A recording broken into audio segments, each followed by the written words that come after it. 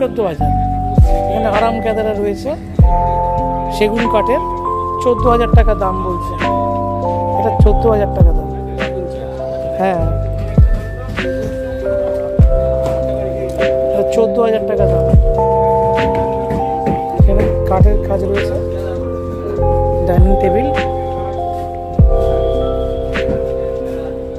তারপরে বক্স কাঠ, বক্স কাঠের ডিজাইনটা রয়েছে,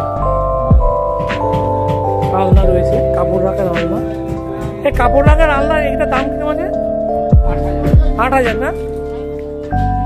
এও সেগুন আছে নাকি? ও নিচে একটা বাক্স আছে, এটা 8,000 টাকা দাম, ছোট্ট মতো।